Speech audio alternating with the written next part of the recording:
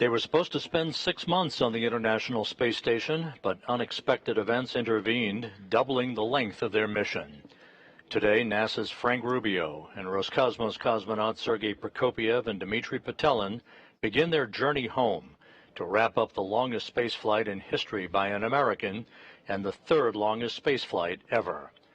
Welcome to Mission Control in Houston in the International Space Station Flight Control Room here at the Johnson Space Center in Houston, where flight controllers are working in concert with their Russian counterparts across the ocean at the Russian Mission Control Center as we prepare for the deorbit burn just 23 minutes from now of the Soyuz MS-23 spacecraft that will begin the final leg of a 371-day, 157-million-mile mission for Rubio, Prokopyev, and Petelin.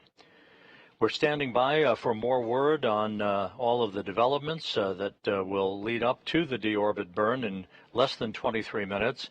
It will be a 4-minute, 39-second burn, a retrograde maneuver, a braking maneuver to slow the Soyuz down by 128 meters per second, allowing it to drop out of orbit with its sights set on a remote landing site in south-central Kazakhstan, just about 90 miles southeast of the town of Zhezkazgan, Kazakhstan. You're looking at a balcony view from a balcony camera of the Russian Mission Control Center outside of Moscow, where Russian flight controllers have been talking to the 3 crew members aboard the Soyuz spacecraft. We'll talk about undocking and all of the developments that have led up to this point in time and the return of these 3 crew members that you see in this picture.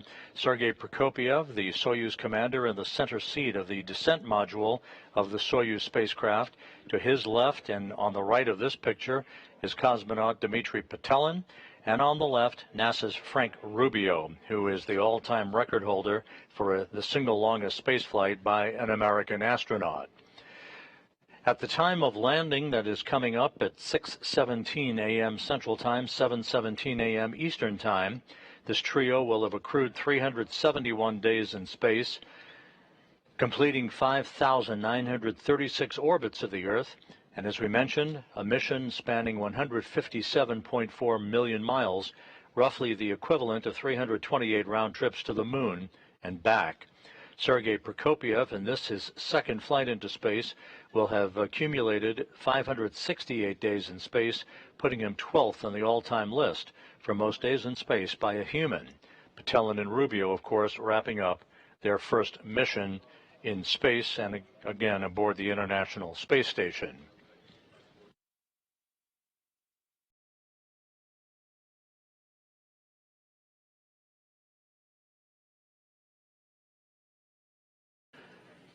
Some 5.5 hours ago, the crew members departing the International Space Station gathered in the Prishal module attached to the multipurpose laboratory module, Naoka, on the Earth-facing side of the Russian segment of the International Space Station to bid a final farewell to Rubio, Prokopyev, and Petelin that you see in the background at the hatchway to their Soyuz spacecraft. The 10 crew members that was then, at that time, Expedition 69, gathered for final pictures before the 3 departing crew members floated inside the Soyuz spacecraft and hatches were closed. This hatch closed on the station side of the docking interface between the Soyuz and the International Space Station, followed a few minutes later by the closing of the hatch on the Soyuz side. There were leak checks conducted. The 3 crew members donned their Sokol launch and entry suits, conducted leak checks on those suits, and they were all set to depart the International Space Station. Communications and systems checks were also conducted with the Soyuz crew on board the MS-23 spacecraft before the undocking occurred.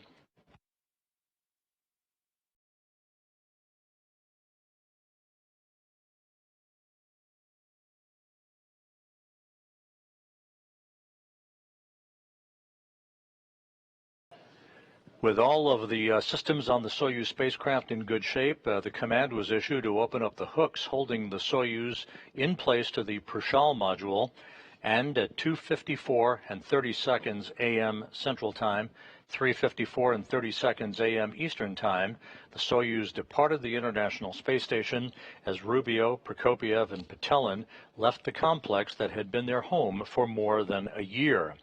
Within minutes after the undocking, two separation burns were conducted by the Soyuz engines to create an opening rate between the Soyuz and the International Space Station, allowing the Soyuz to move to a distance of some 24 miles away from the station where it currently resides, waiting for the final deorbit burn that is scheduled coming up at 5:24 and 9 seconds a.m. Central Time, 6:24 and 9 seconds a.m. Eastern Time.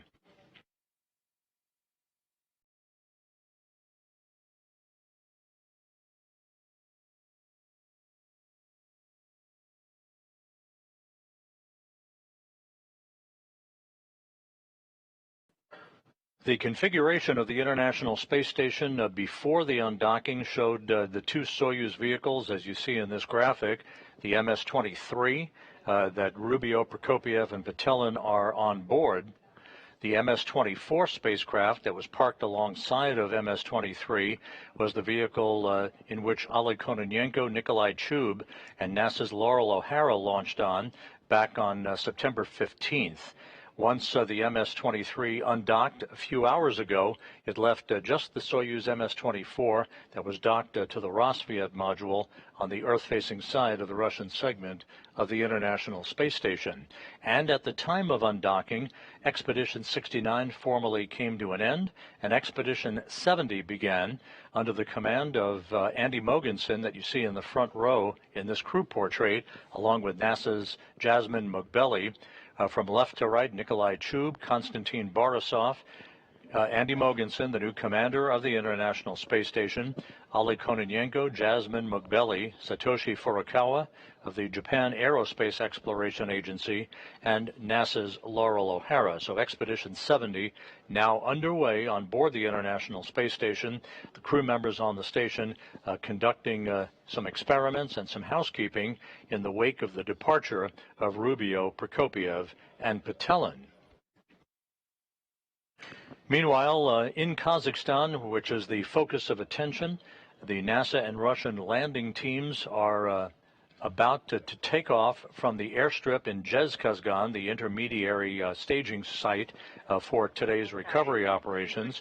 They will be taking off in Russian Mi-8 helicopters, making their way in about a 35-minute flight to the landing site in south-central Kazakhstan. They are also accompanied by all-terrain vehicles and an Antonov 26 fixed-wing aircraft that is serving today, as it always does for the Soyuz landings, as an airborne data and communications relay center, relaying data and voice from the crew once it approaches the landing site back to the Russian flight control team in Korolyov.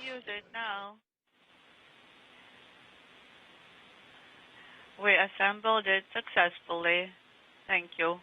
Good luck to you. A few weeks ago, Frank Rubio, who is the new all-time record holder for the longest single spaceflight in U.S. history, had an opportunity for a brief chat with the former record holder, NASA astronaut Mark Vande Hei, whose record stay of 355 days in space was eclipsed back on September 11.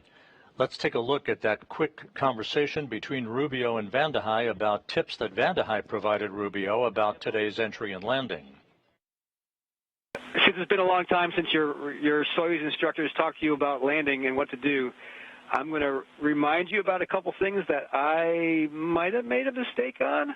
I succeeded with keeping my mouth shut when we hit the ground. That was a good thing, so I didn't bite my tongue off.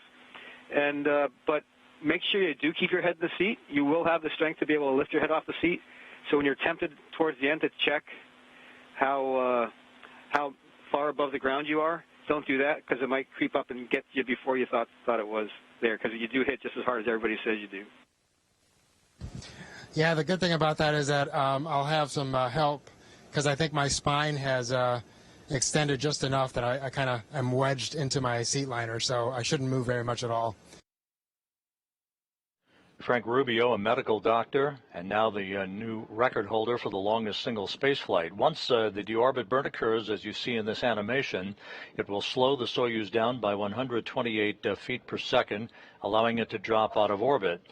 The pyros will fire about 27 minutes later to separate the three sections of the Soyuz vehicle, the descent module that the crew is strapped in, ready for entry, the only piece of the Soyuz that survives with its heat shield pointed in the direction of travel.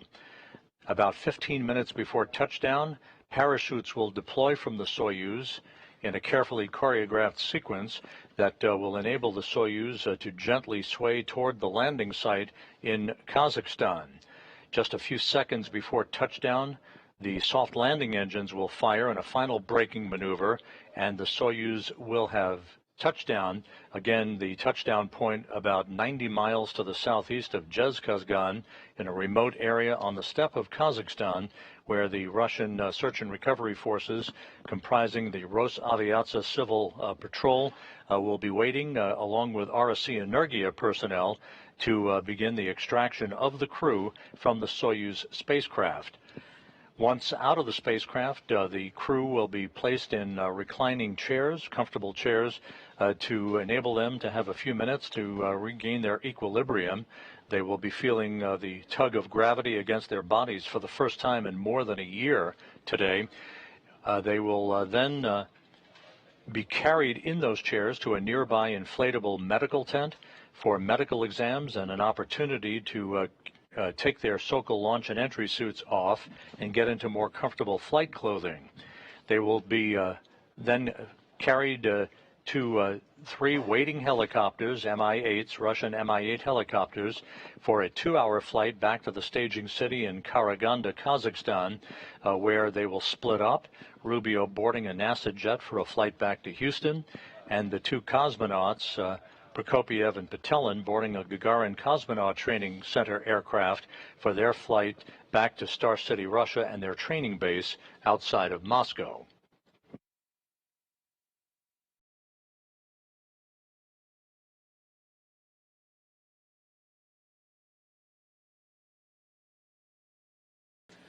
The latest weather reports from the landing site not quite as optimistic as they were earlier in the day. The temperature is hovering around the 70-degree mark Fahrenheit, but we're now looking at broken clouds at around 6,000 feet.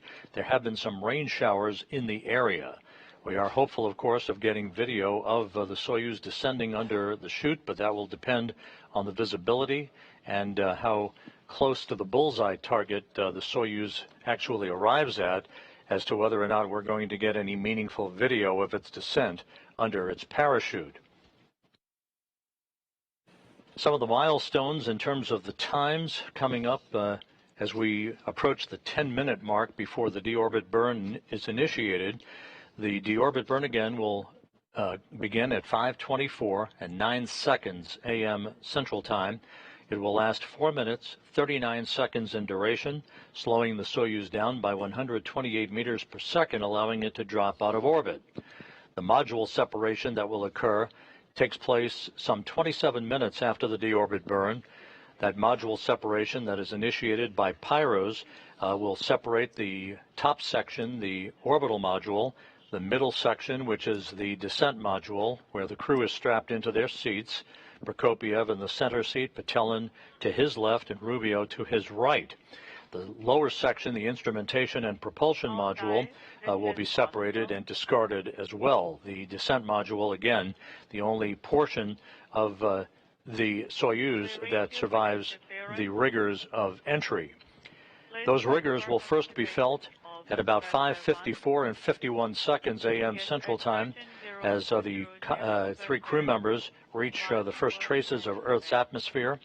They will feel the first effects of Earth's gravity in more than a year at that point, as they then, just a few minutes later, enter into the plasma regime of peak heating, where temperatures around the spacecraft will rise to about 2,500 degrees Fahrenheit. That will last for about 5 minutes or so until they emerge from that section of the entry timeline. Maximum G loads on the crew will build up to about 4 to 5 Gs against their bodies before the command is sent to open up the parachutes at an altitude of 6.7 miles. That will occur at 6:03 and 13 seconds Central Time, 7:03 a.m. Eastern Time. This parachute deployment sequence is triggered by a pressure sensor at an altitude of 41,000 feet. At this point, the parachute cover is jettisoned by pyros and springs that pull out two extraction chutes, which in turn pulls out the drogue chute. That in turn pulls out the main chute. This all takes about 20 seconds to occur. Then at some 21,000 feet in altitude, another pressure sensor starts a timer that triggers the remaining events in the landing sequence. At 18,000 feet, commands will be issued to jettison the heat shield. That's about 3 minutes after parachute deploy. Those commands also inhibit the entry thrusters and opens valves to vent all of the hydrogen peroxide fuel for the entry thrusters and oxygen in the life support system tank. If we have video at that time, you'll see a white vapor. That is normal. That white vapor is a combination of hydrogen peroxide and oxygen venting into the air. The purpose of this is to safe the vehicle for landing so that the search and recovery forces that will be landing sequentially in their Russian Mi-8 helicopters after touchdown don't encounter any hazardous gases as they try to expedite the extraction of the crew from the Soyuz descent module.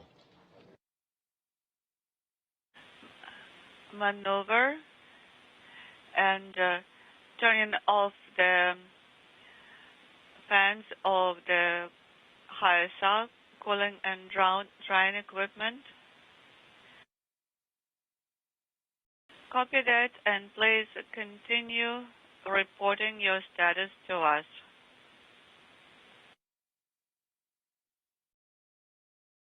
And the This is Mission Control Houston, now just 7 minutes away from the deorbit burn, the initiation of the firing of the Soyuz engine that will last for 4 minutes and 39 seconds, slowing the Soyuz down by 128 meters per second. You'll hear call-outs from Soyuz commander Sergey Prokopyev. The Russian flight controllers of the Russian Mission Control Center in Korolyov will be calling the crew on Prokopiev's call sign, which is Altai. That's the call sign that you'll be hearing for the Soyuz spacecraft as the calls are made to the crew during the final phase of today's landing operations. And on both inputs, you have to make the appropriate selection of the sensor and select lane E. On displays control, monitoring, and maneuver.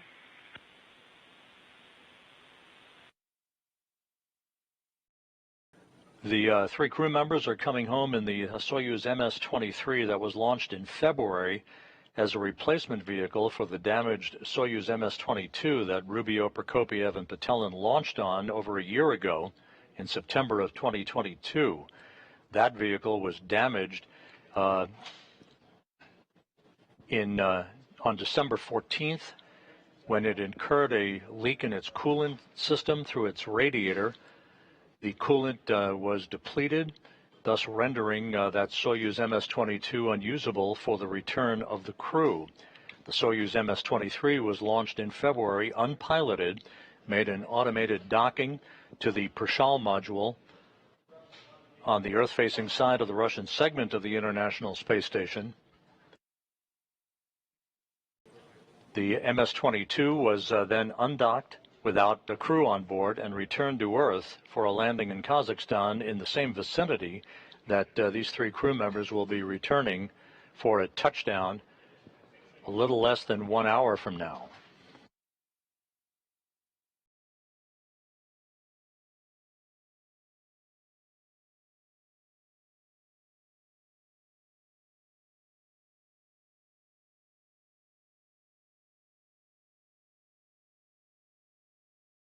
It was that coolant leak on the Soyuz MS-22 that resulted in the extension of the mission by Rubio, Prokopyev, and Petelin from 6 months to the mission that is coming to a conclusion today, 371 days, 157 million miles, Again, Rubio comes home with the longest single spaceflight in U.S. history, and this becomes the third longest spaceflight ever, behind Valery Polyakov's 438-day mission to the Mir space station, followed by Sergey Avdeyev's Mir mission of 380 days.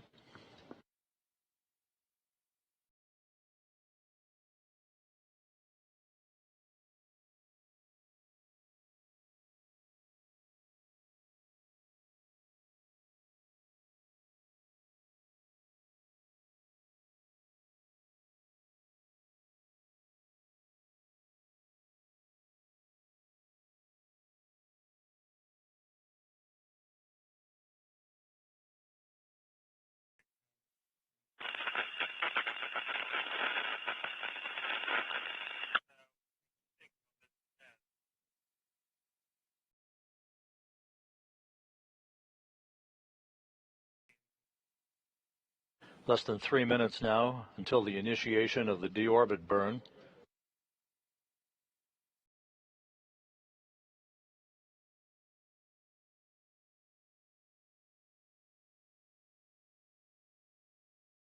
At the time of the deorbit burn, the Russian Mi-8 helicopters with the NASA Russian landing team will be taking off in sequential fashion from the airstrip in Zhezkazgan, the intermediary staging site for tonight's landing operations. An Antonov 26 fixed-wing aircraft will also be in the area. This airborne fleet will be conducting a racetrack pattern, flying around the landing zone, awaiting the arrival of the Soyuz vehicle. And immediately after touchdown, those helicopters will begin landing in sequential fashion to enable the recovery teams that are comprised of Rosaviatsia, the Civil Air Patrol Agency, as well as RSC Energia, to approach the spacecraft, make sure there are no toxic gases emanating from the Soyuz vehicle so that they can begin the process of opening up the hatch and extracting the crew.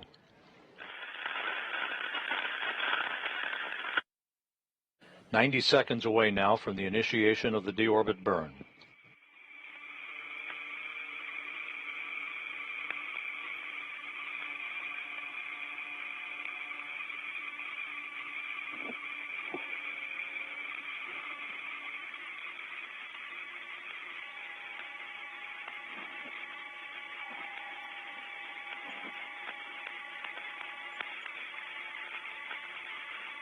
Минута до включения двигателя. 1 minute to engine activation and BIOS power is on. Copy.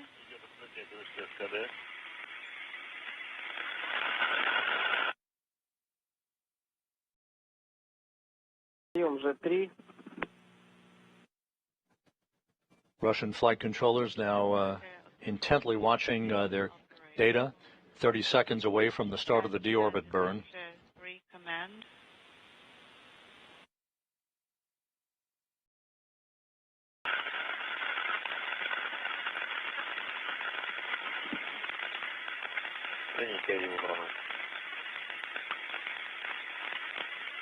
Inaudible.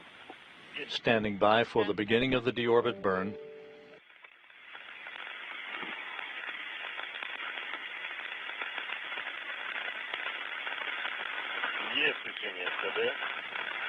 Thruster activated at 13:24. And the confirmation has been received that the deorbit burn is underway. This will last 4 minutes and 39 seconds. We'll be getting reports from Sergey Prokopyev on the progress of this burn that will slow the Soyuz down by 128 meters per second and begin the journey home for Rubio, Prokopyev, and Petelin. We have 13.3 in 13 seconds. 2 kilograms so far. And delta V increasing. Parameters are normal.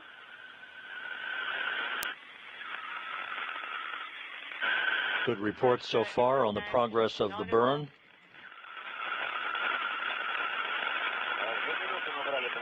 Two minutes, and we now have 27 decimal inaudible. Everything looking good 1 minute into the burn.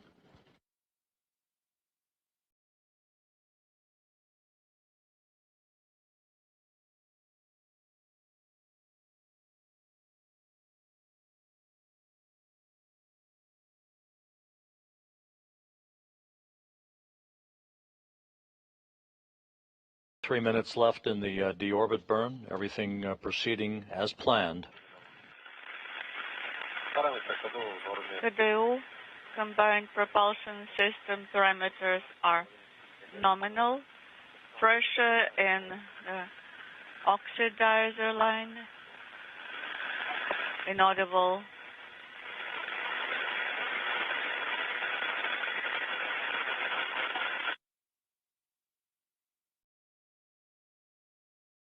Pressure in the fuel line. 2 minutes, 10 seconds into the burn.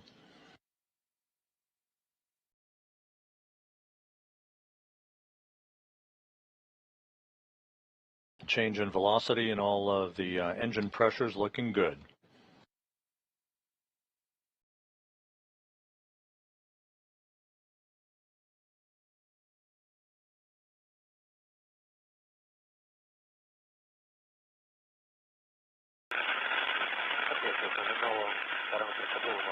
Parameters are nominal.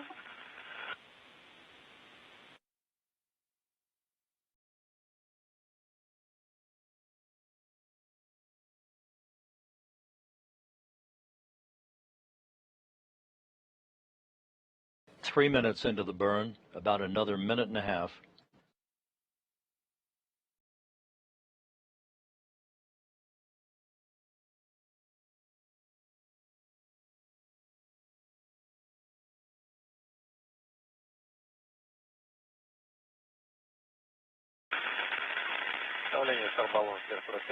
Pressure in the spherical tank is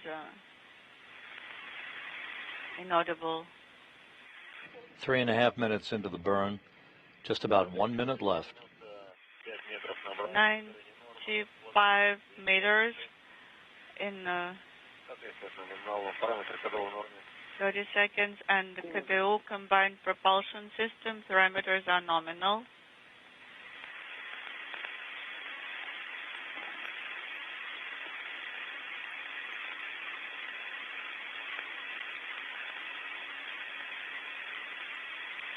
Отработали 4 минуты. 4 minutes into the 4 burn. minutes into the burn. Everything is right down the money. 157 kilograms of propellant, and pressure in the spherical tanks is 81 in number 2. About 15 seconds left.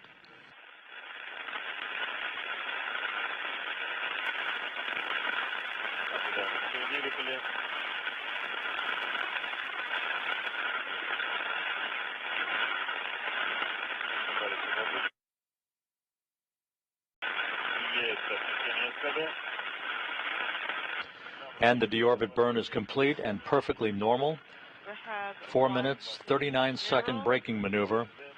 The Soyuz now is on its way home with Frank Rubio, Sergey Prokopyev, and Dmitri Petelin on board. Their journey coming to an end. Touchdown scheduled about 48 minutes from now.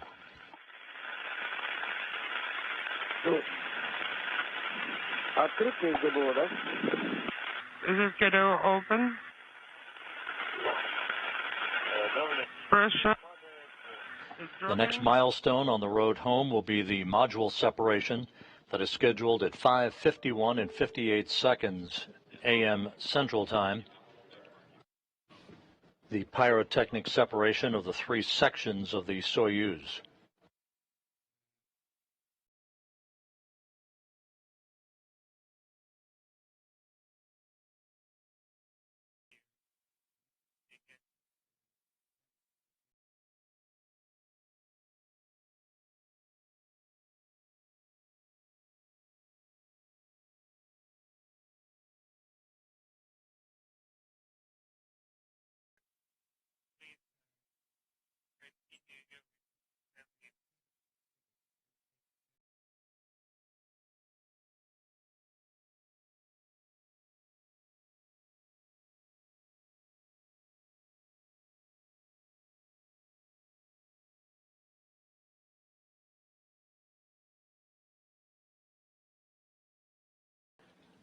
Just to recap, the Soyuz MS-23 on its way home following the deorbit burn that was just completed successfully. Perfect timing, good pressure, good deceleration of the Soyuz, enabling it to begin to slide back out of orbit into the Earth's atmosphere. This coming in the wake of the undocking of the Soyuz from the Prokopyev module earlier this morning at 2:54 a.m. Central Time, 3:54 a.m. Eastern Time.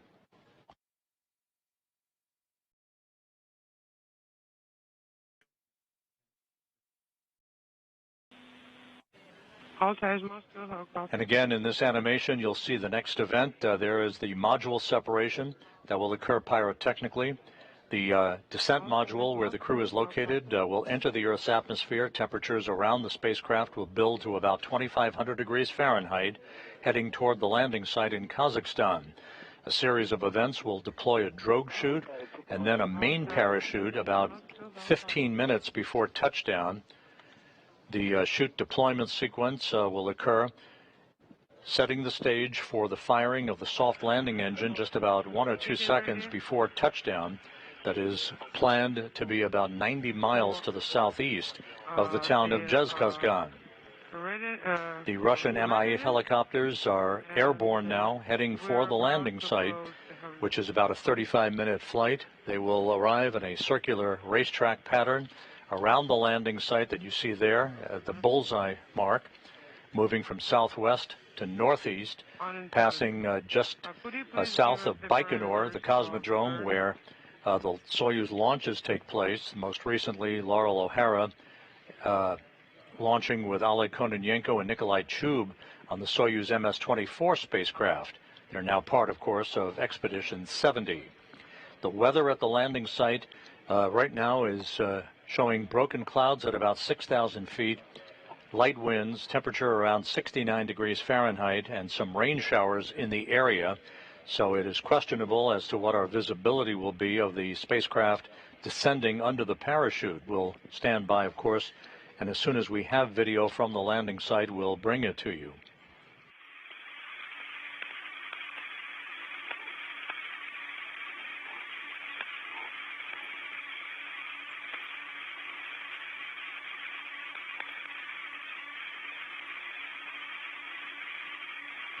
We're about 44 minutes away from touchdown. Once the spacecraft does touch down, the search and recovery forces will land in sequential fashion in those Russian Mi-8 helicopters. The most critical personnel, the RSC Energia personnel, and the search and recovery forces will make their way to the spacecraft and begin the process of opening up the hatch and extracting the crew one by one, placing them in nearby chairs alongside their vehicle. They'll have a few minutes to gain some equilibrium, feeling the effects of gravity for the first time in more than a year before they're carried in those chairs into a nearby inflatable medical tent so that their Sokol launch and entry suits can be removed. They'll receive initial medical exams and be put in more comfortable flight clothing for the subsequent 2-hour helicopter flight back to the staging city of Karaganda. Copy. I'll give you the time in a second.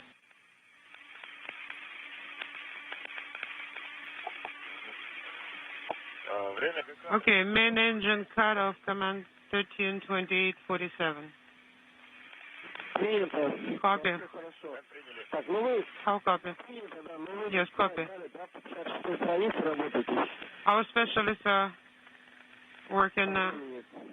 One thing that we'll note here, in about 8 minutes, as the Soyuz moves to a distance of about 87 miles away from the International Space Station on its descent towards the beginning of the traceable senses of Earth's atmosphere, that will end our guaranteed voice communication with the Soyuz through a relay to the International Space Station itself. That VHF relay still in place and being heard, of course, by the Russian flight controllers at the Russian Mission Control Center outside of Moscow. So starting at about 5:42, The communications from the Soyuz will be a bit choppy. We may lose comm for a while, especially as the Soyuz descends into the peak heating regime for about 5 minutes. That peak heating regime will begin at about 5:56 a.m. Central Time. Often communications is lost for several minutes until the Soyuz emerges from that plasma regime that builds up that ionization around the spacecraft itself. At that point, the Soyuz will begin to approach the area where voice communication will be established with the Antonov fixed-wing aircraft that is flying in the vicinity of the landing site to relay data from the spacecraft as well as voice back to the Russian flight control team in Korolyov.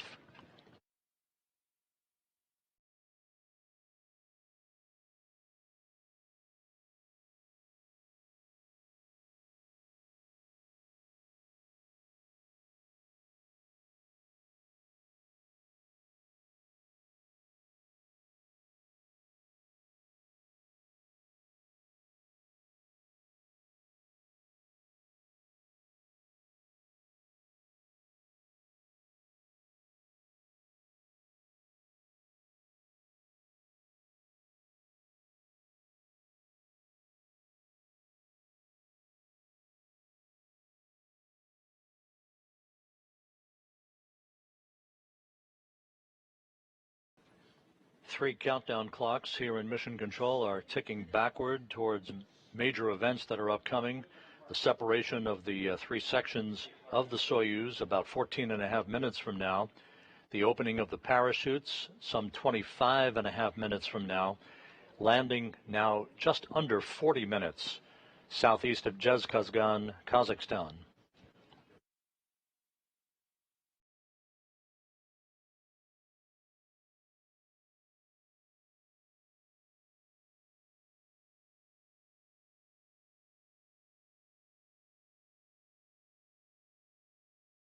In addition, right after the completion of the deorbit burn, the orbital module, the top section of the Soyuz spacecraft, the three-section Soyuz spacecraft, it was depressurized about 10 seconds after the conclusion of the deorbit burn, setting the stage for the module separation that's coming up.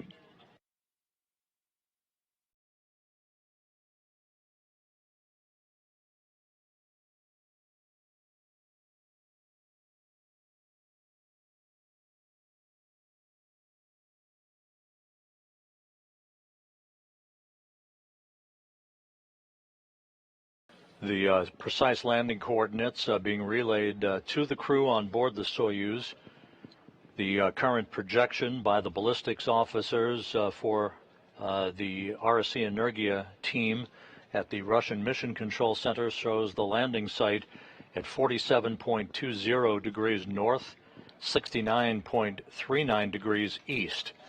That is where the search and recovery forces will be positioned to greet the Soyuz crew following touchdown, which occurs now 38.5 minutes from now.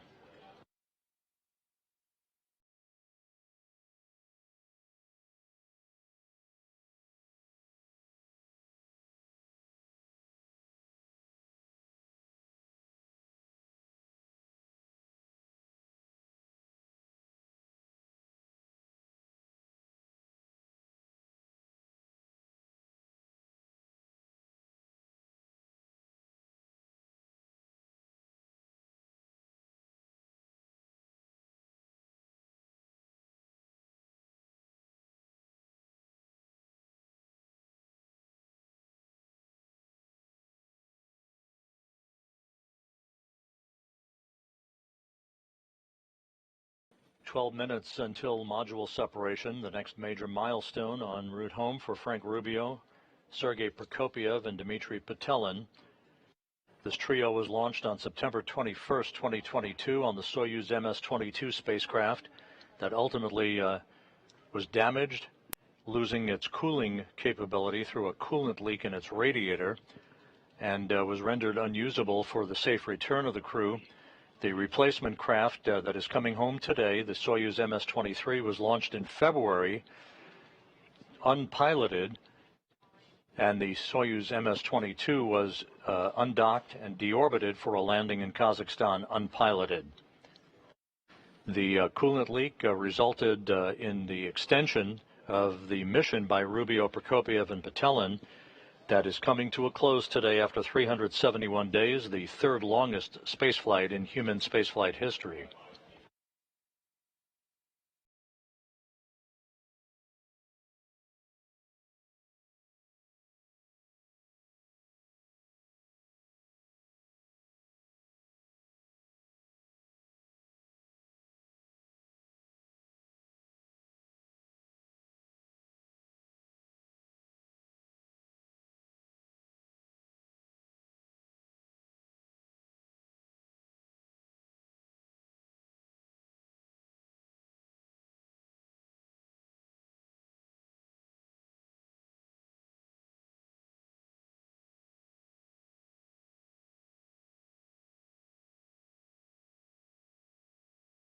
The Russian Mi-8 helicopters are some 20 minutes out from the landing site, having taken off from the airstrip in Zhezkazgan en route to the touchdown point, which is about 90 miles to the southeast of Zhezkazgan. Those helicopters left Karaganda earlier this morning, several hours ago, flew 2 hours to Zhezkazgan to refuel, and now are en route to the landing site to begin the recovery of the 3 crew members.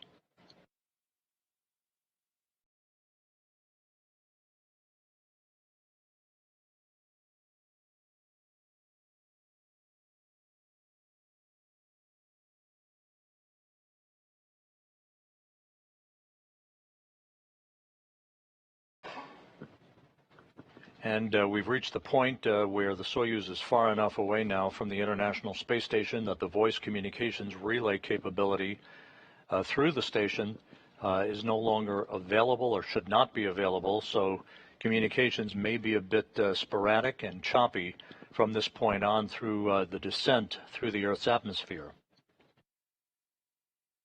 9 minutes until module separation.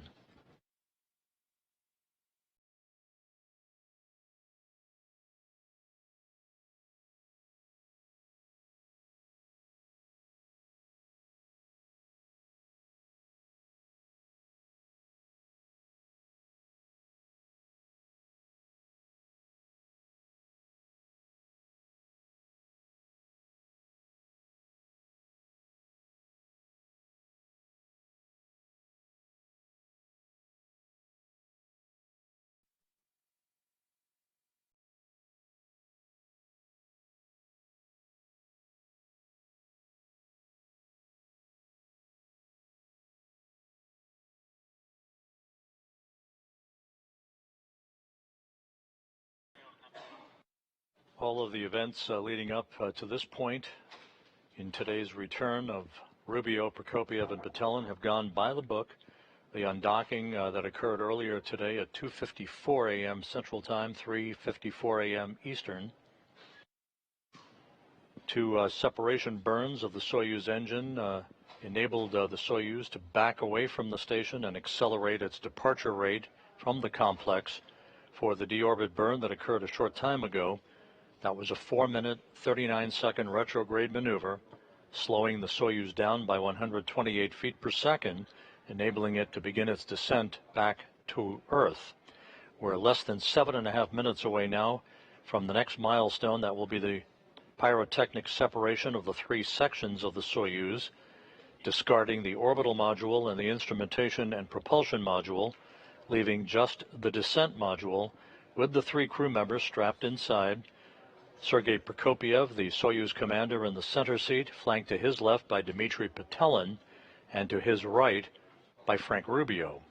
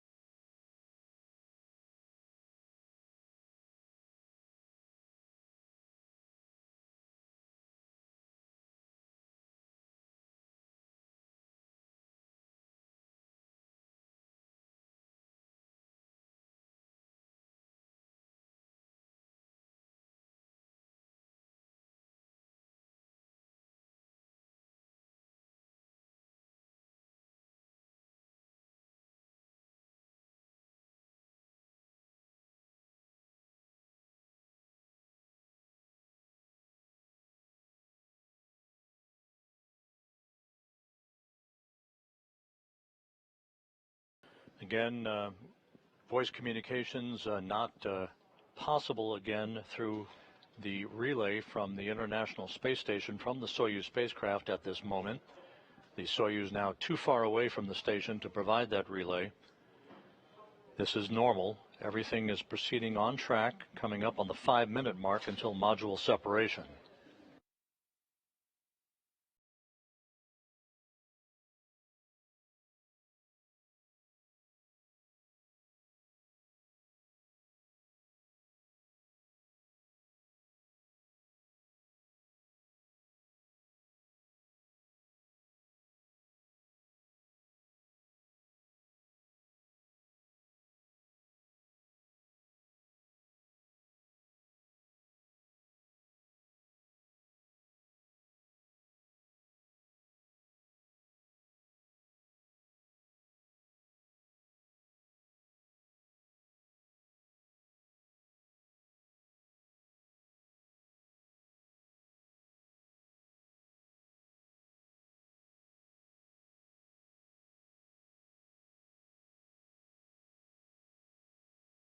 Just to recap, the module separation is scheduled just a few seconds before 5:52 a.m. Central Time, 6:52 Eastern.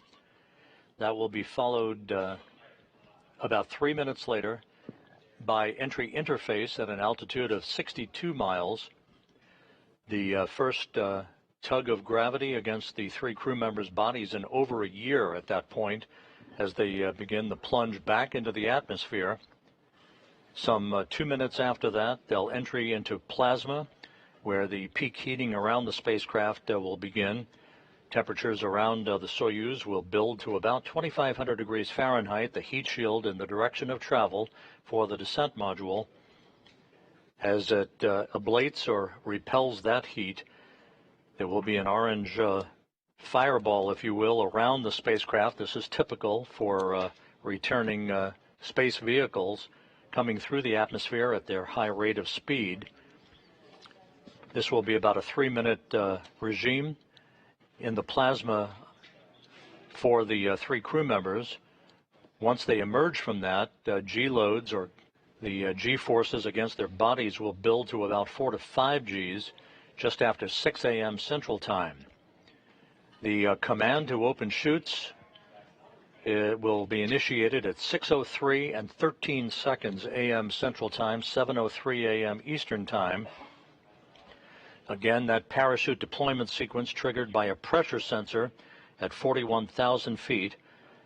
The main parachute cover will be jettisoned by pyros and springs, pulling out 2 extraction chutes, which in turn will pull out the drogue chute, and in turn pulls out a main chute, about 20 seconds for all of that to happen. At an altitude of 21,000 feet, another pressure sensor starts a timer that initiates all of the remaining events in the landing sequence. At 18,000 feet, commands will be issued to jettison the heat shield. That's about 3 minutes after chute deploy. Those commands inhibit the entry thrusters and open valves to vent hydrogen peroxide fuel for the entry thrusters and oxygen that is in the life support system tank. If we have video at that time, we'll see whether we will or not, but there will be a white vapor. That's normal. That's a combination of hydrogen peroxide and oxygen venting into the air to safe the vehicle for landing so that no hazardous gases are present when the search and recovery forces land in their Russian Mi-8 helicopters to begin the process of opening up the hatch to the Soyuz and extracting the crew.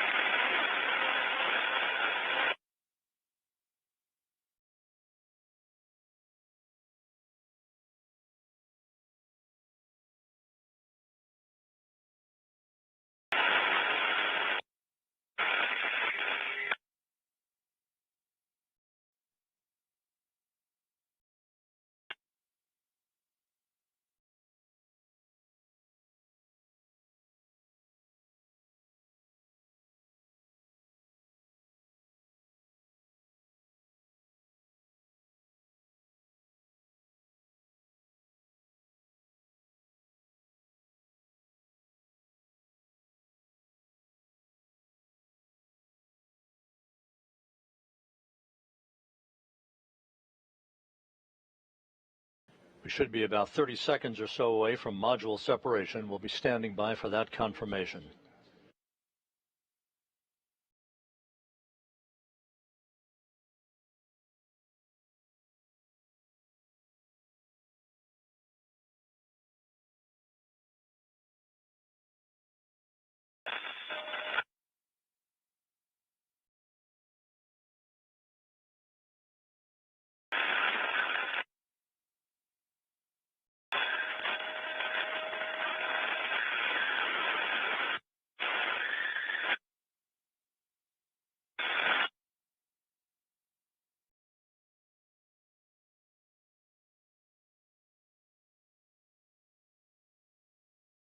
And now reports having been received from the Russian Mission Control Center of a nominal separation of the three sections of the Soyuz. Module separation is now complete. That all went by the book. The next milestone about 3 minutes from now, and that will be the Soyuz hitting the top of the Earth's atmosphere.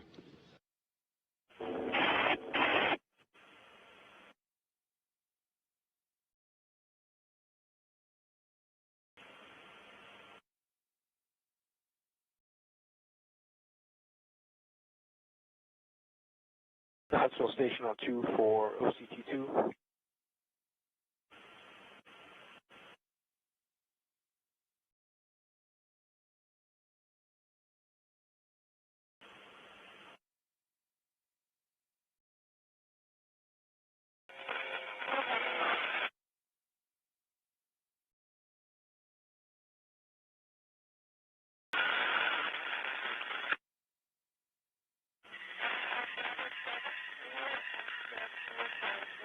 The Russian Mi-8 helicopters, part of the Rosaviatsa search and recovery forces, are nearing the landing site southeast of Zhezkazgan to move into a racetrack pattern, an oval-shaped pattern around the landing zone, awaiting the arrival of the Soyuz spacecraft, with touchdown scheduled about 23.5 minutes from now.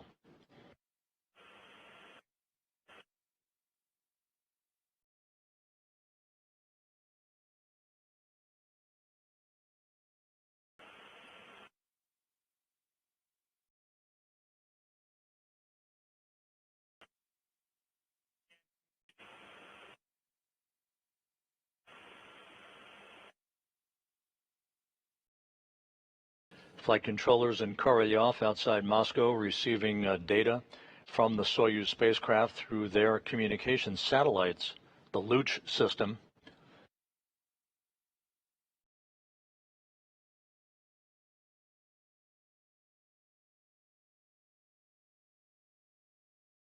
The Soyuz now has entered the Earth's atmosphere. The three crew members feeling the first effects of gravity on their bodies in 371 days.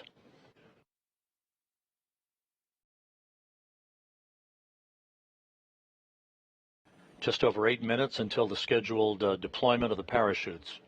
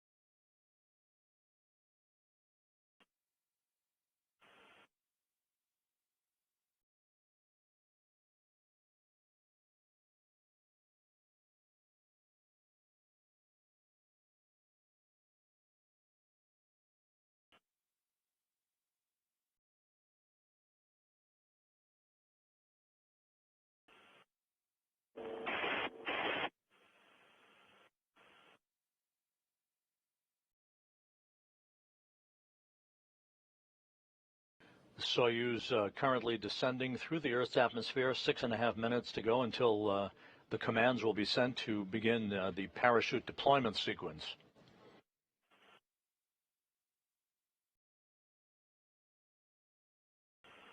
As expected, we are not receiving voice communication from the crew. This is typical at this point of the entry sequence. Once the spacecraft passes through the plasma regime, the period of peak heating, we should be hearing from the crew once again, with communications relayed through the Antonov 26 fixed-wing aircraft in the vicinity of the landing site.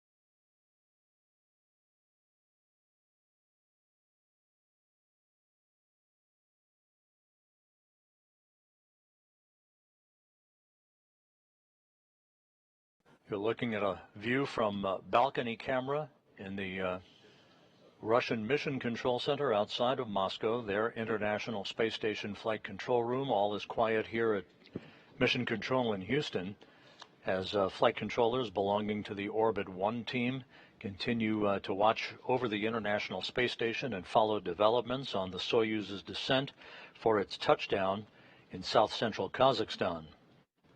Landing is scheduled just over 19 minutes from now.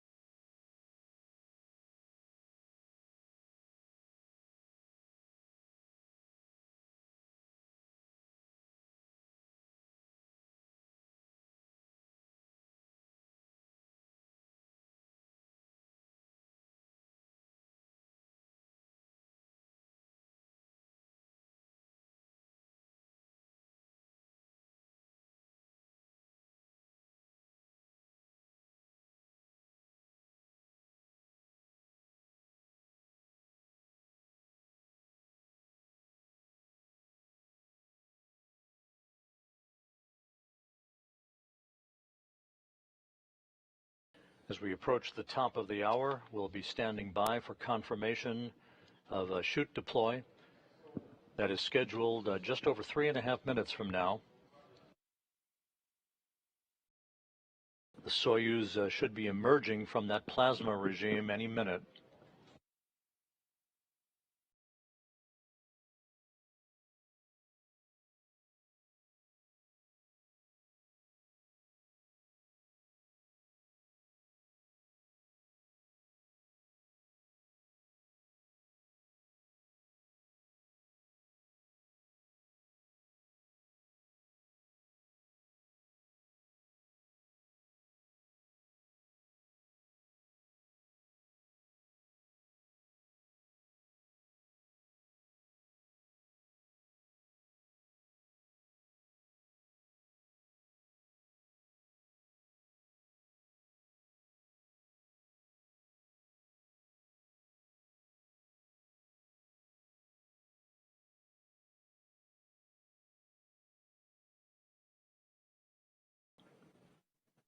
Standing by for the emergence of the Soyuz from that plasma regime. This is the point where the crew is experiencing maximum G loads on their bodies of about 4 to 5 Gs.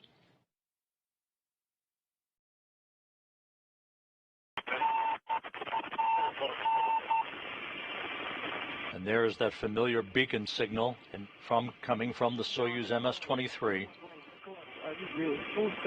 A report on maximum G. We have 4.4 maximum G load. Copy. Интеграл плюс 18. Integral Индекс кривой. +18. engine is along the curve. Режим АУС. Mode is automatic descent. Sergey Prokopyev, the Soyuz commander, reporting that everything is in great shape on board the Soyuz. The crew experiencing those maximum G loads, but they are through the plasma regime as we stand by just over a minute from now for shoot deploy. Notable and G load is decreasing. Good communication now being received from the Soyuz MS-23. Integer, please report if you read me. Yes?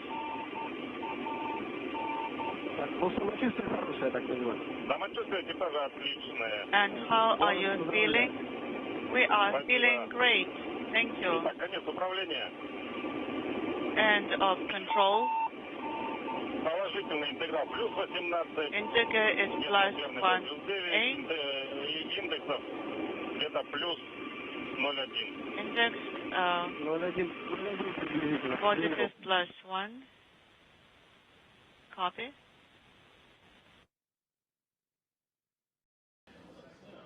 Sergey Prokopyev reporting that the crew is feeling well. Great news as the Soyuz MS-23 approaches its landing site in Kazakhstan. Touchdown expected less than 14.5 minutes from now.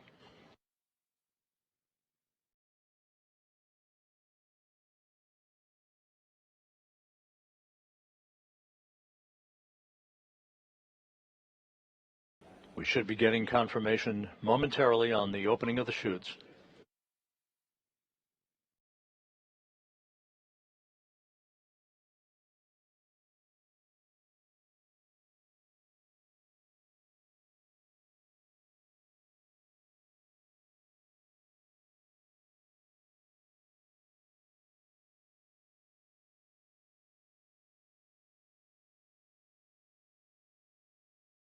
The Russian Mi-8 helicopters, part of the search and recovery forces, are approaching on station in the landing zone around where the Soyuz will touch down 13.5 minutes from now. We should be getting confirmation momentarily on shoot deploy.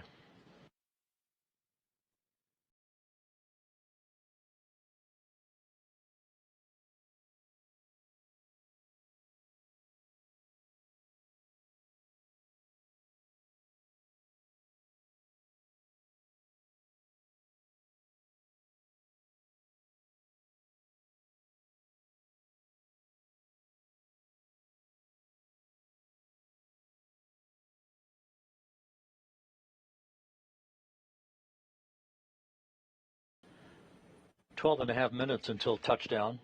Still awaiting confirmation from the search and recovery forces that they have the Soyuz in sight under its parachute.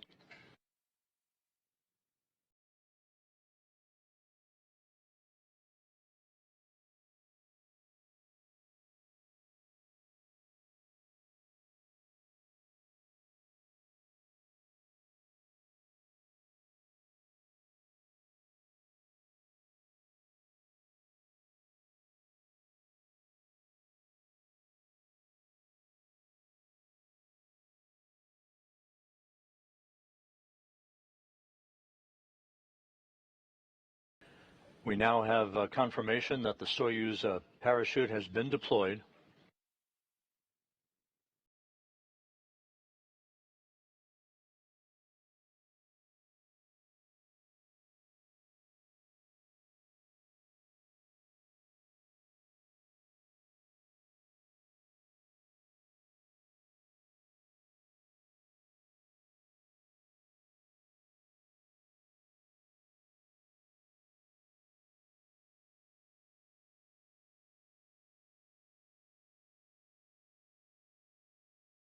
Once again, the Soyuz MS-23 is now descending toward its landing. Just about 11 minutes from now, its parachute has deployed. The crew is feeling well, according to Sergey Prokopyev, the Soyuz commander. All of the entry events have gone by the book to this point.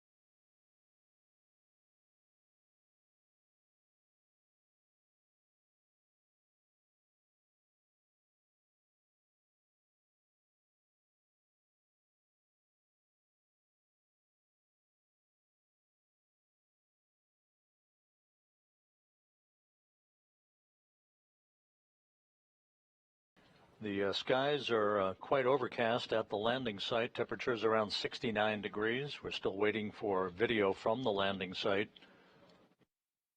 But the Soyuz has deployed its parachute, and everything is continuing to go as planned for an on-time touchdown just about 9 minutes and 40 seconds from now.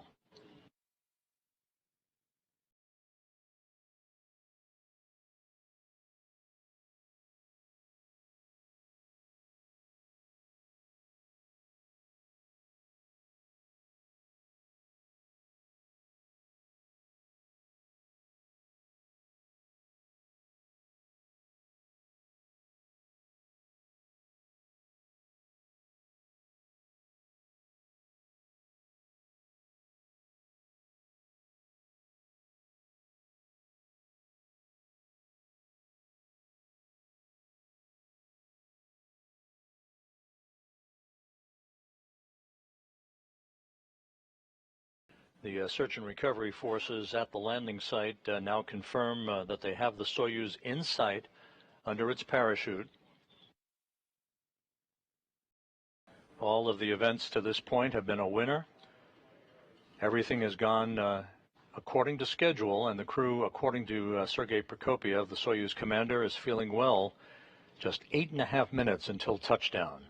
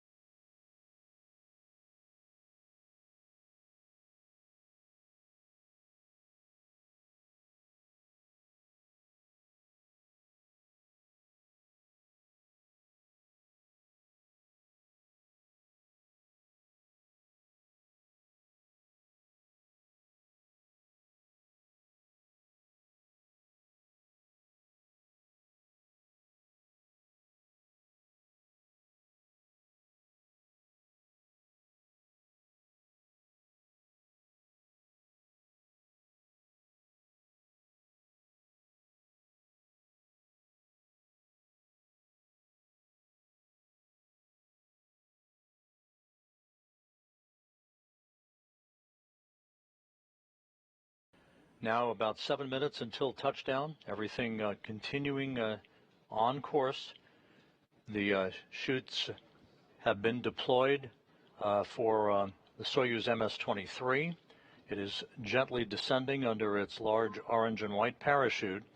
Search and recovery forces have the vehicle in sight. The Russian Mi-8 helicopters are circling the landing zone waiting for touchdown, at which point they will descend and land in sequential fashion to begin the process of arriving at the capsule and extracting the crew.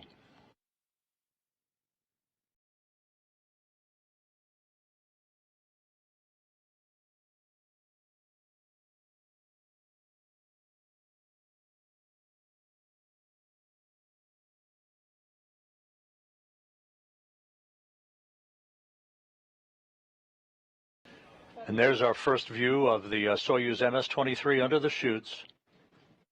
6 minutes until touchdown. This video is courtesy of Roscosmos.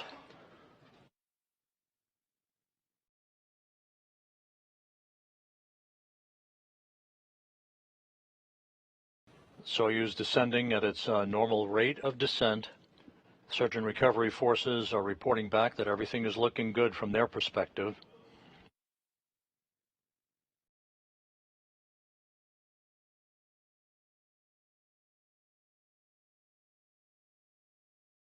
There were some rain showers in the area earlier today. The Soyuz descending under a deck, several decks of broken clouds toward its touchdown point about 90 miles to the southeast of Kazakhstan. Again, this video courtesy of Roscosmos from the landing site.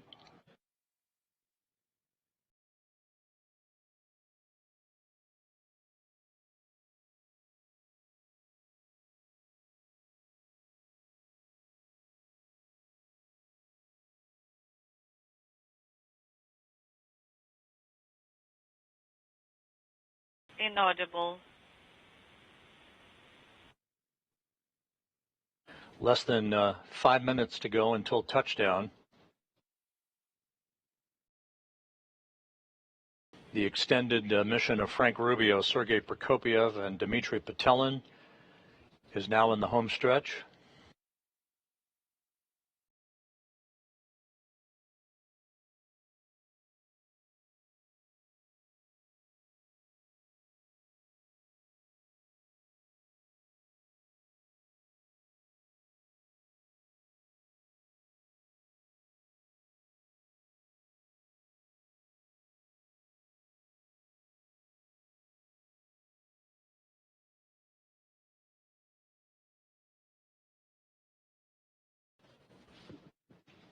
Once again, you're looking at the return of Frank Rubio, Sergey Prokopyev, and Dmitri Petelin after more than a year in space. Less than 4 minutes from touchdown on the desolate steppe of Kazakhstan.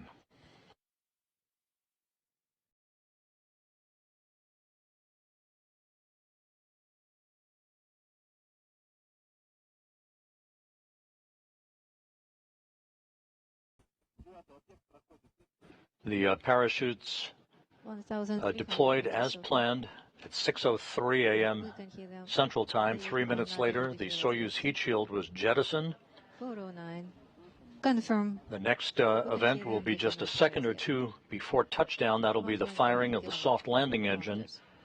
6 engines fire to slow the Soyuz descent rate to just 1.5 meters per second.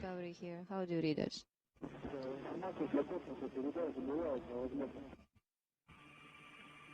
Inaudible. We observe you. We have a visual. How do you read us here?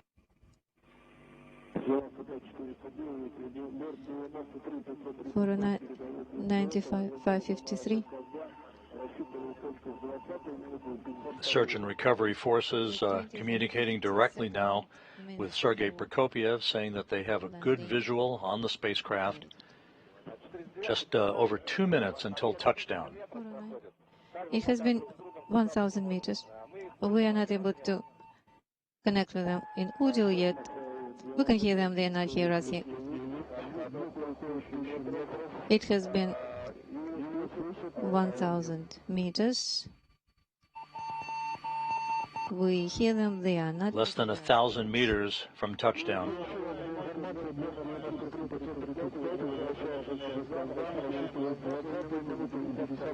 So we are looking for the 20th and 52nd minute. Plus 9 atmospheric bias. Plus 18 index point 1. The crew is feeling well.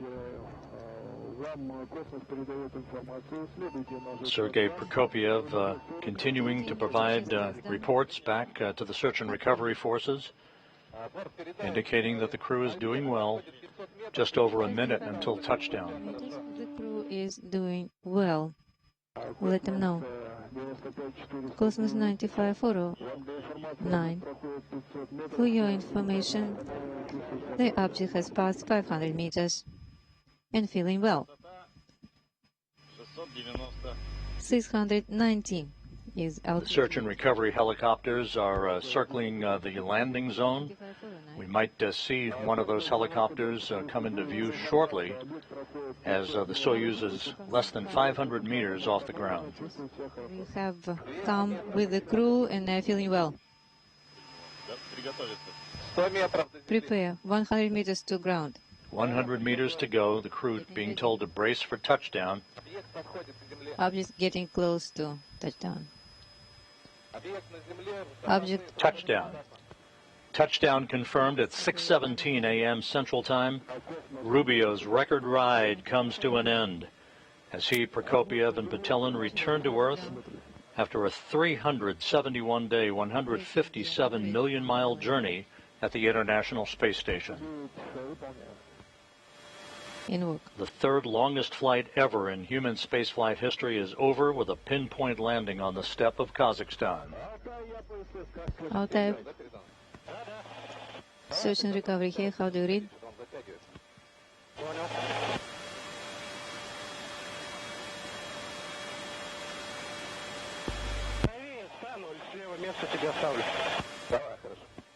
Okay, all good.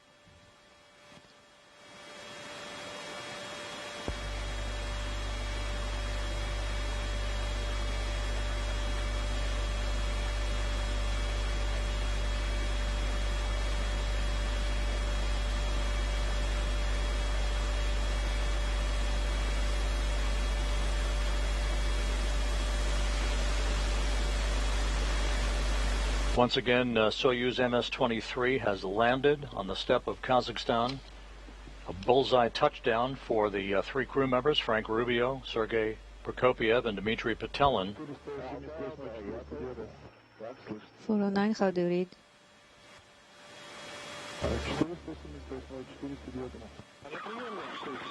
Two 409.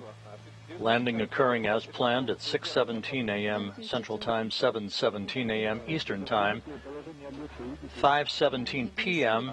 at the landing site that you're seeing right now in our live view. I believe so. Let it get a bit. About an hour and 53 minutes before sunset.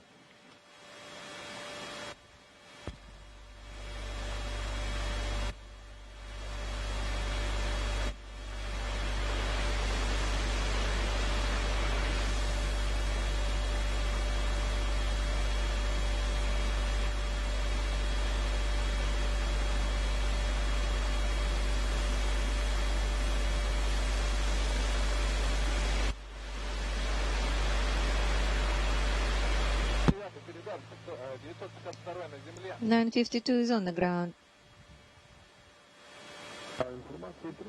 The Russian Mi-8 helicopters are now descending in sequential fashion to arrive in the vicinity of the spacecraft. You can see one of those helicopters in view. The all-terrain vehicles will be moving toward the spacecraft as well, repositioning themselves to enable us to get video of the recovery process, the extraction of the crew, and the crew will be placed in reclining chairs next to the Soyuz MS-23 for a few minutes to regain their equilibrium before they're carried in those chairs to a nearby inflatable medical tent where they will doff their Sokol launch and entry suits, get into more comfortable flight clothing, and then make their way with the assistance of recovery personnel to 3 helicopters, one for each crew member, for a 2-hour flight back to the staging city of Karaganda. K1, K2. At that point, Rubio and his 2 crewmates will split up. Rubio will board a NASA jet to fly back to Houston. Prokopyev and Petelin will board a Gagarin Cosmonaut Training Center aircraft to fly back to their training base at Star City, Russia, outside of Moscow.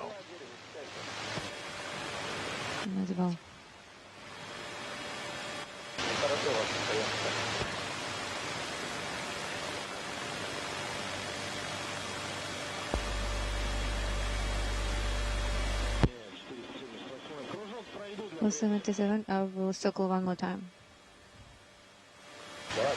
Okay.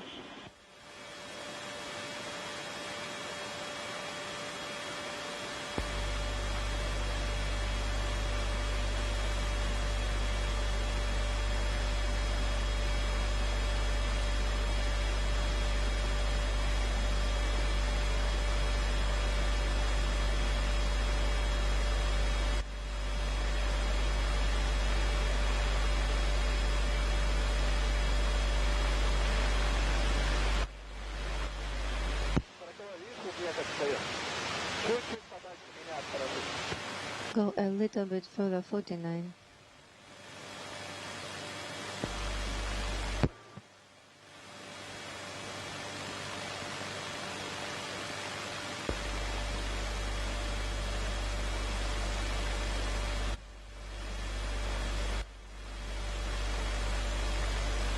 In this view, you can see Russian Mi-8 helicopters landing in the vicinity of the spacecraft that's just out of the field of view.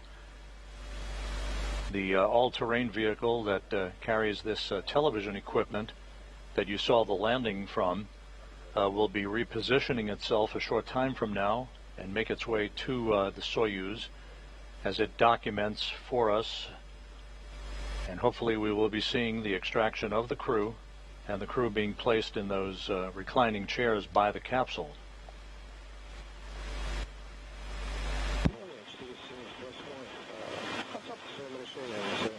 (178) of landing in its place.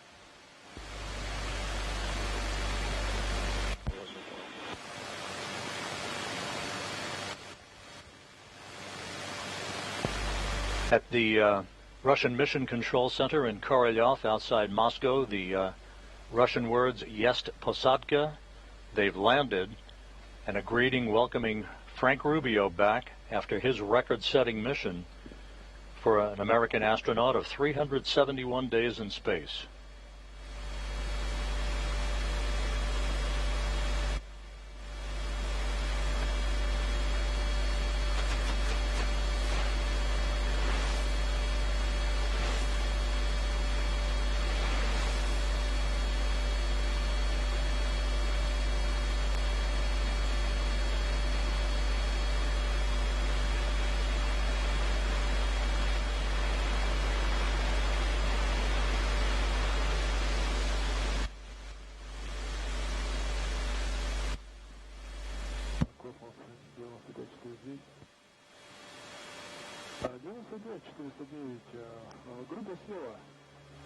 For 09, checking coordinates.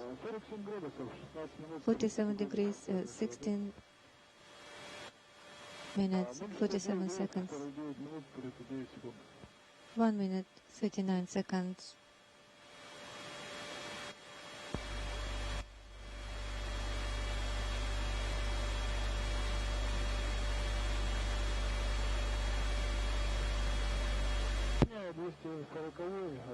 This 240.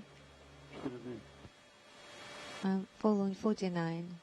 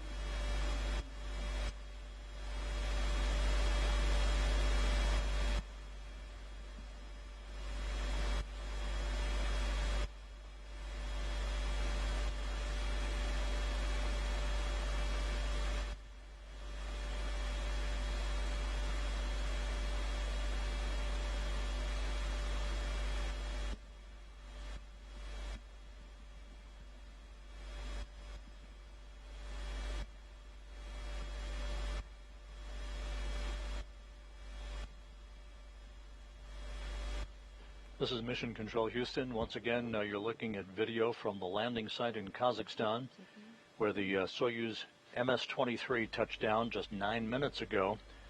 The Russian Mi-8 helicopters have landed in the vicinity of the spacecraft. They will soon approach the spacecraft to begin the process of opening up the hatch and extracting the crew. Touchdown occurred right on time at 6:17 a.m. Central Time, 7:17 a.m. Eastern Time. 24 bias.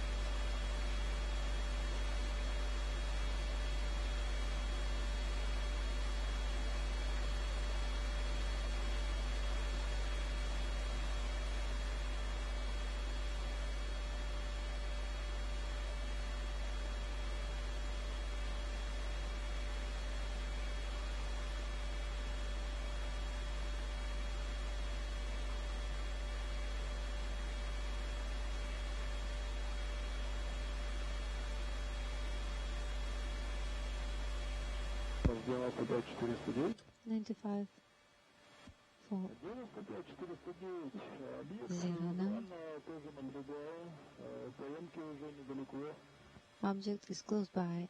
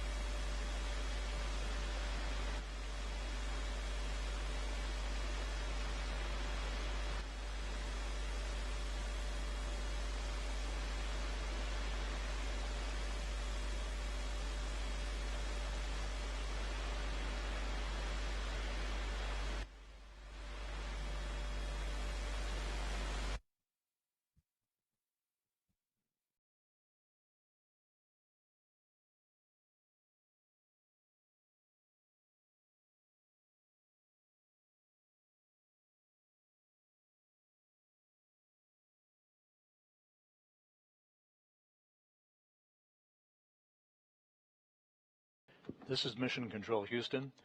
Once again, the greeting on the front screen of the Russian Mission Control Center, welcoming home Sergey Prokopyev, Dmitri Petelin, and Frank Rubio after their 371-day mission. Touchdown occurred about 13 minutes ago at 6:17 a.m. Central Time, 7:17 a.m. Eastern Time. It was a pinpoint return for the crew, landing just as planned, about 90 miles southeast of the town of Kazakhstan.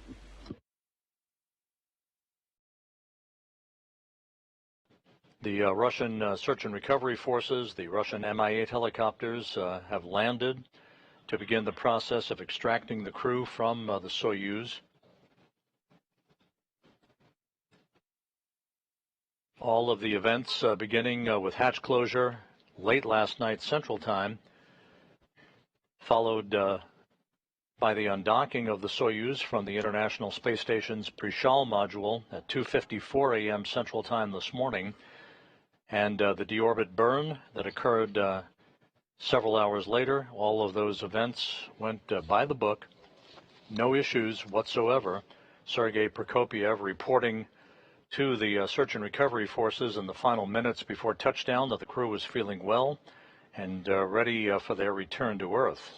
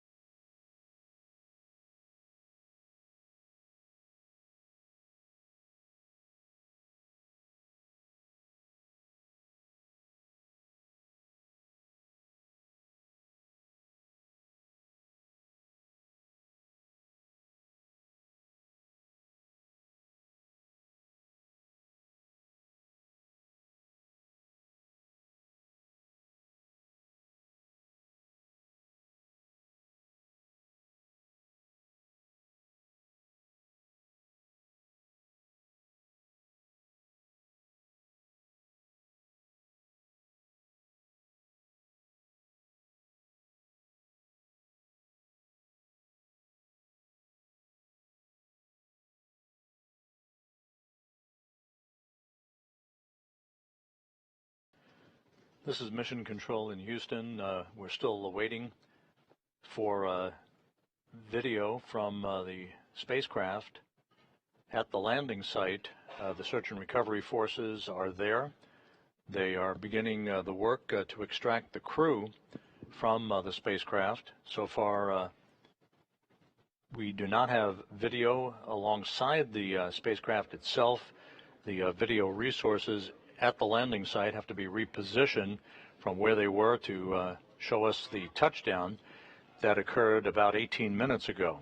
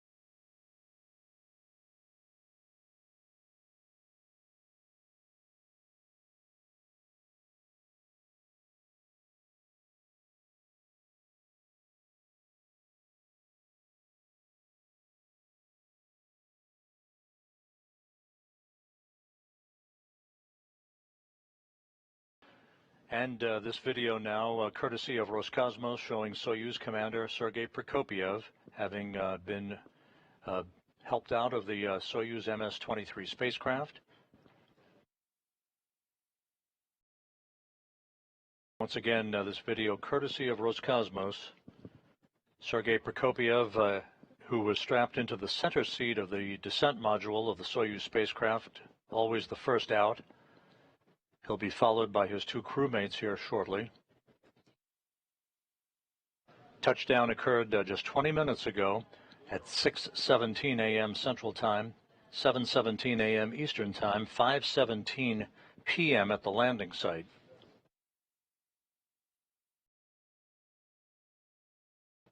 The crew home after 371 days in space, the third longest space flight in history. And of course, for Frank Rubio, the longest single space flight by an American astronaut. Did you realize that we are finally on the ground? It has been more than a year. So the result is the main thing. Just perfect, just ideal. That the overload was 4.5, greater than last time.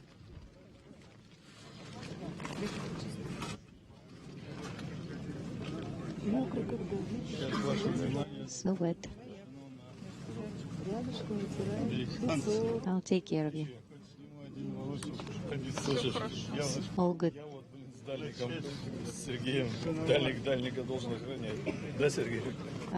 just stay here, take care of you too. Don't turn, just stay where you are. Don't jump. And we have seen all your greetings on Air Force anniversary. Yes, and we also worked with veterans of soccer teams here. Exactly. He has not changed at all. You look the same as when we were sending you off to space. So the data is ready. Prokopyev exchanging greetings with Some of the members of the search and recovery forces happy to see him for the first time in over a year.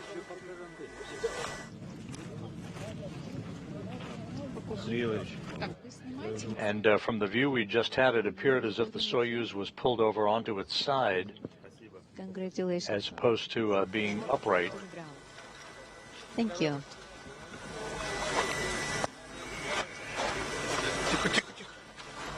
Easy, easy.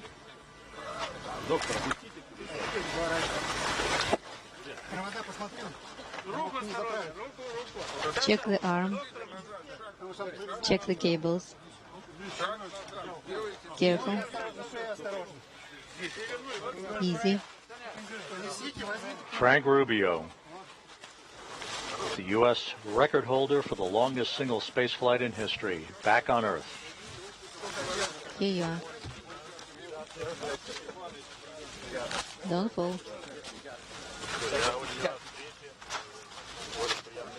Very nice to see you.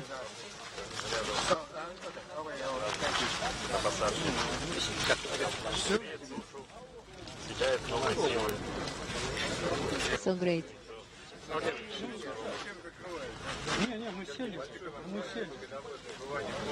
We're all here.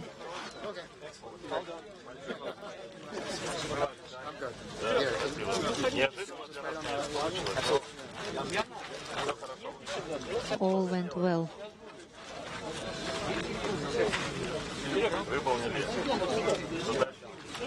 All the tasks completed. So we performed all the program and performed additional tasks. Field test? What about the field test? No, we're not going to have a field test now, but tomorrow we'll have a Созвездие constellation experiment that is going to be an interesting experiment on controlling manual descent. Thank you.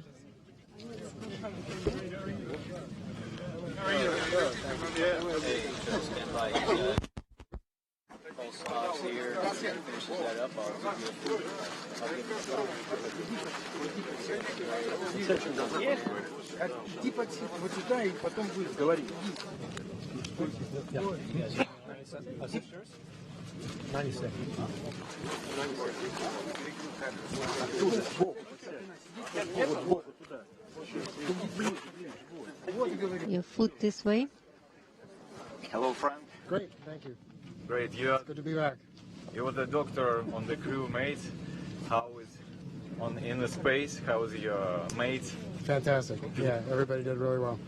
You look very well. Thank very you. Well. Thank you. It's good to be home. Thank you. It's good to be home.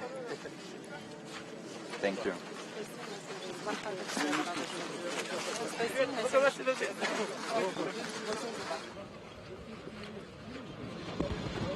Once again, the view from the landing site, right by the Soyuz MS-23. Frank Rubio on the left, Sergey Prokopyev on the right.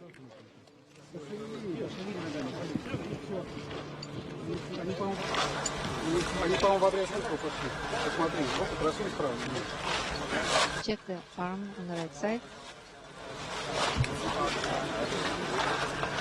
And Dmitri Petelin now being removed from the Soyuz spacecraft. Easy, easy here. Turn. Legs. Turn back. Remove cables.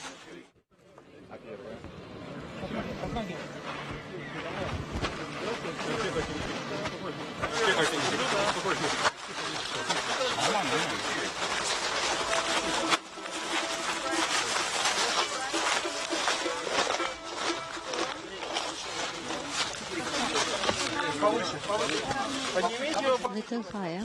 Move him a bit higher.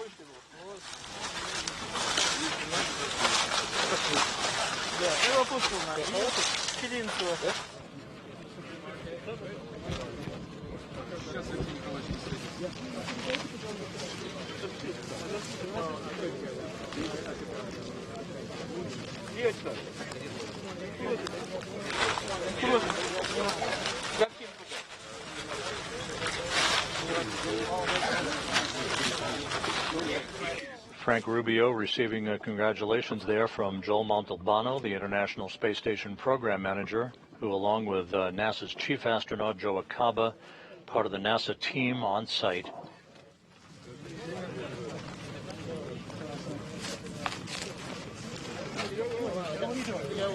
Come on, Joe.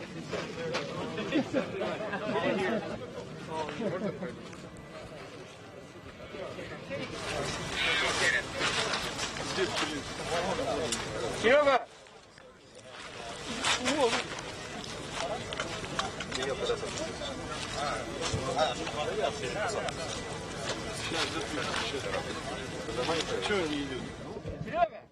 Sergey?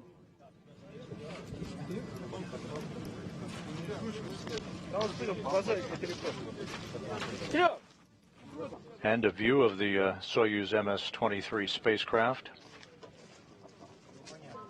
that touched down 28 minutes ago at 6:17 a.m. Central Time. Yeah, drink a little bit.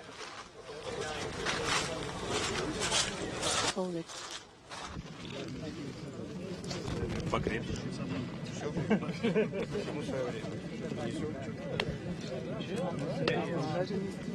Everything is in due time.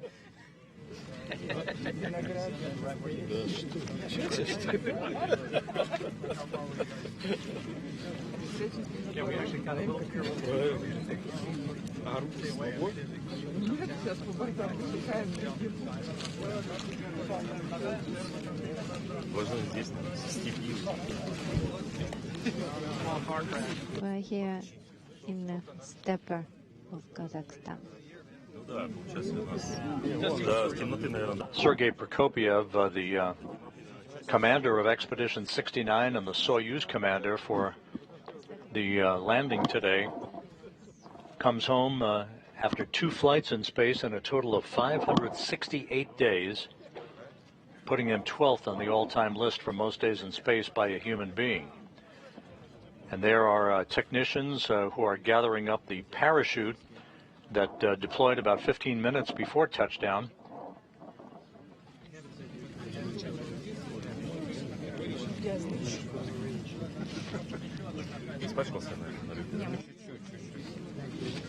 Still a bit dirty, that happens. All good. Do you want me to comb your hair?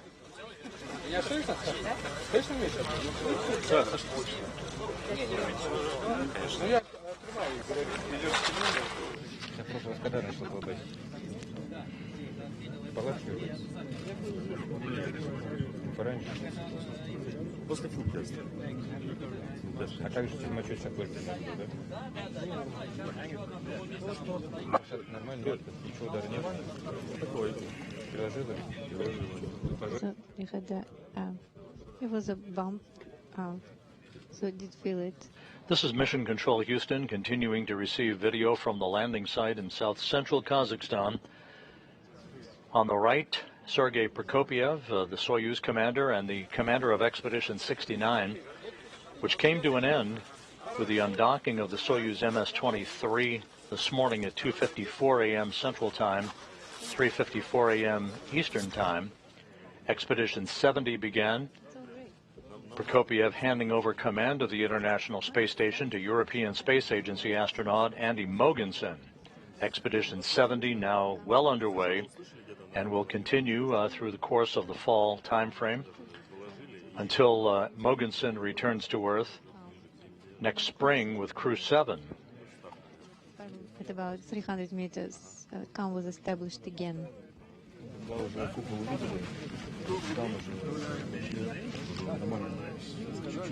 At that time, we also acquired visual. All normal, all good. Did you see us at the main chute? Yes, at about 800 we saw you already. You were not responding, but we were able to see you already. All great, all normal. Good numbers. 140 to 90.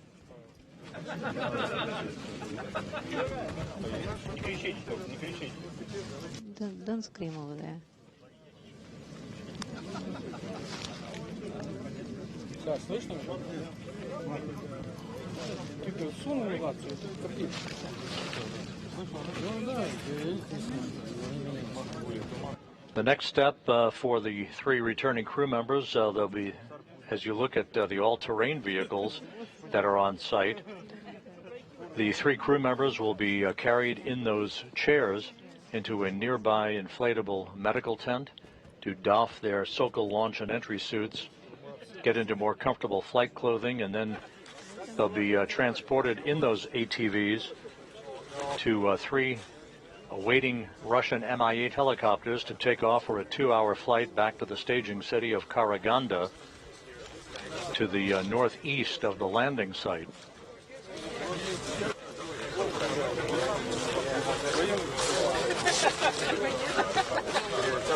Soyuz didn't get any bigger. Oh, really?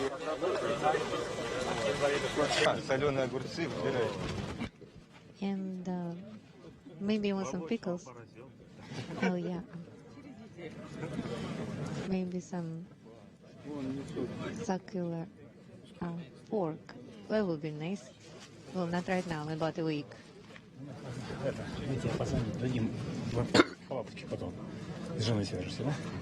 So then at the tent, we will talk to your wife, okay?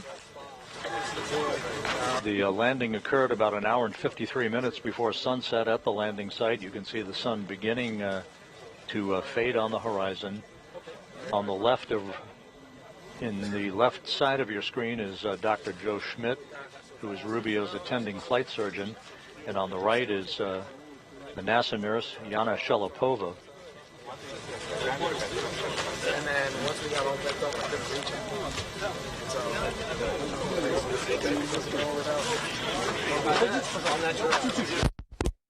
I'd rather not. I mean, it doesn't feel terrible. Okay, they're bringing the watermelon for you.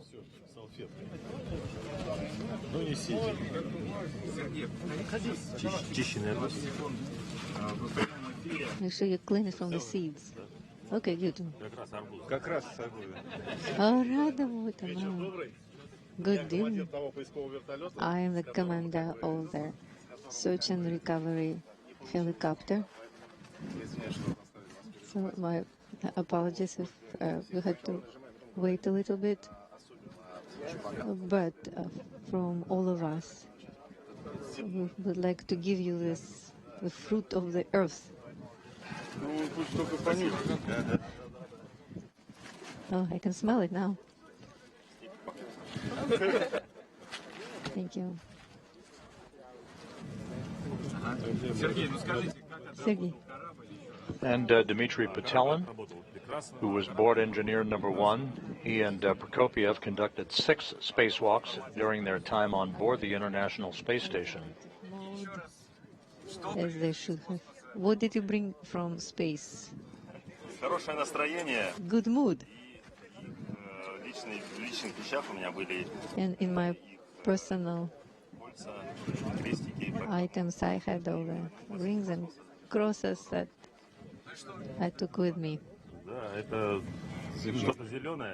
This is something green. I forgot what it feels like.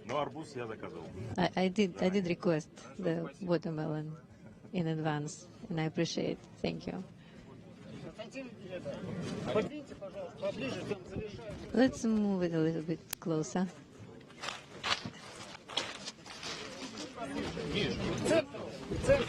Closer to the center.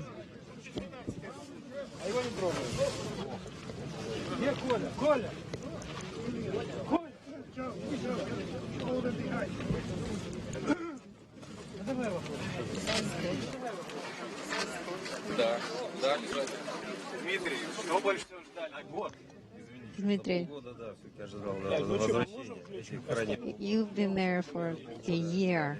Yes, actually, I was expecting to be here half a year before, and we've been waiting impatiently to get back.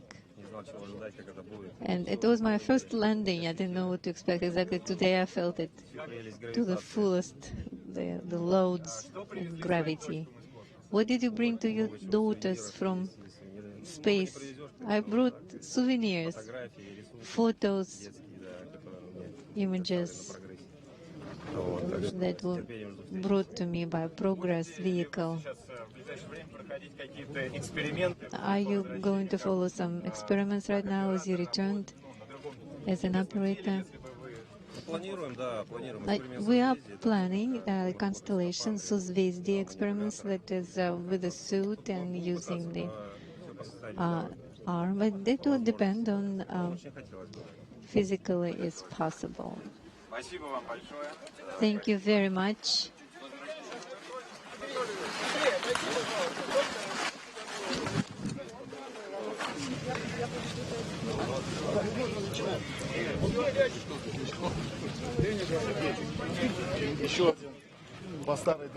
The crew members being presented with fruit at the landing site For you.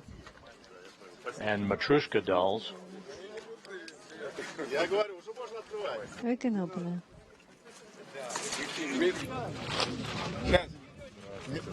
Dmitri. Dmitri. For you.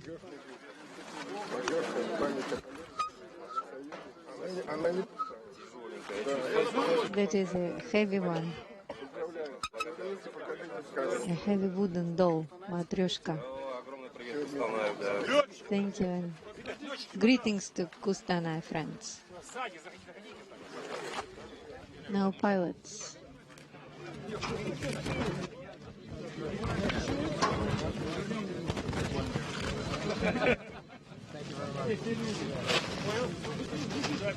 Photo. They stand in the back.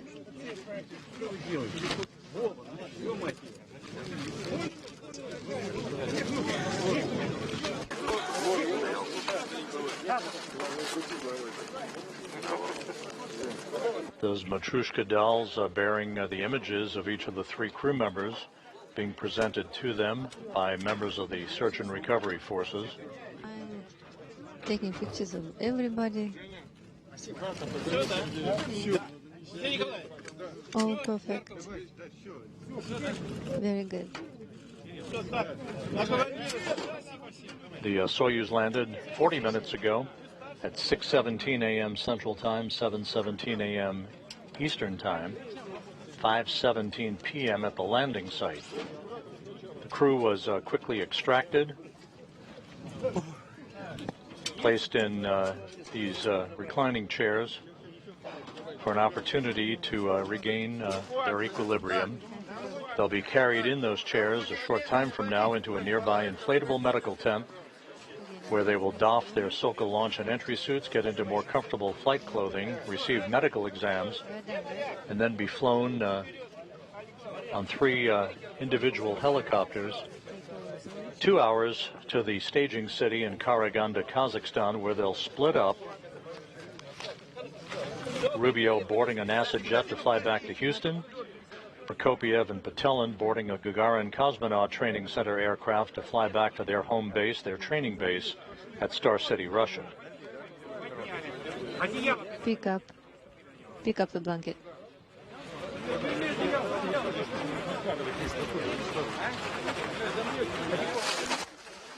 Prokopyev, thumbs up, being moved toward that medical tent.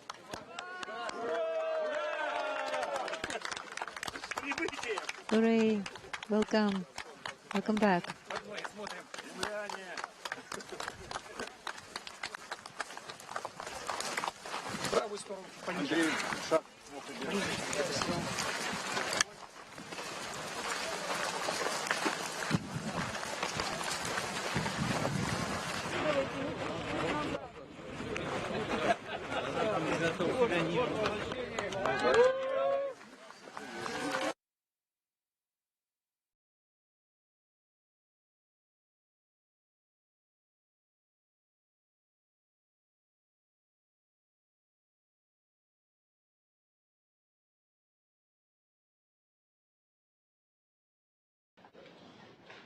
So with that, the three crew members being brought into the medical tent at the landing site following their pinpoint touchdown to complete a 371-day, 157 million mile mission, the longest spaceflight by an American astronaut, Frank Rubio, the third longest spaceflight in history.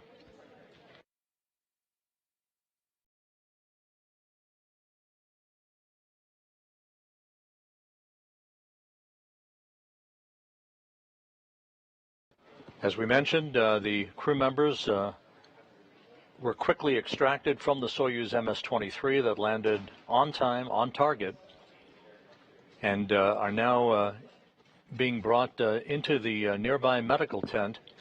And there's a view of Frank Rubio with Joe Acaba and the rest of the NASA team helping bring him into the medical tent. In the back, you see ISS Program Manager Joel Montalbano. The crew will get out of those Sokol launch and entry suits. They'll put on comfortable flight clothing and prepare for their helicopter flight back to Karaganda, Kazakhstan, and eventually their trip back to their respective hometowns. Rubio coming to Houston, Prokopyev and Petelin coming to Star City, Russia.